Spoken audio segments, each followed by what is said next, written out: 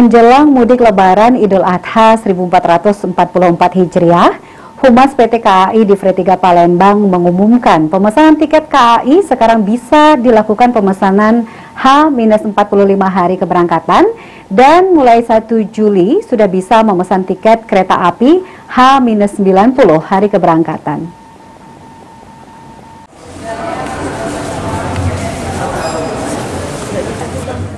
Humas PT KAI Divre 3 Palembang mengumumkan menjelang mudik Lebaran Idul Adha 1444 Hijriah, pemesanan tiket KAI sekarang bisa dipesan H-45 hari keberangkatan dan 1 Juli sudah bisa memesan tiket kereta api H-10 hari keberangkatan. Hal ini dilakukan merupakan peningkatan pelayanan KAI dengan memberikan kesempatan masyarakat agar lebih luas untuk membeli tiket keberangkatan dari jauh-jauh hari.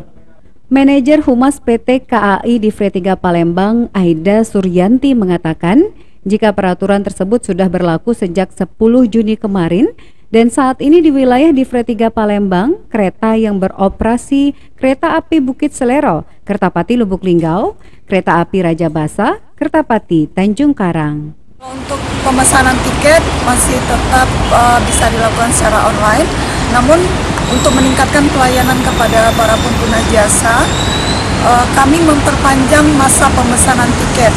Jadi mulai tanggal 10 Juni kemarin, masyarakat sudah dapat memesan tiket H-45 sebelum hari keberangkatan, dan mulai 1 Juli 2023 ini, masyarakat dapat memesan H-90 sebelum hari keberangkatan.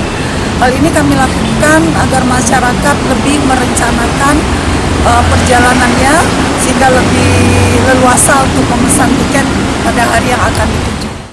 Irawan, PAL TV.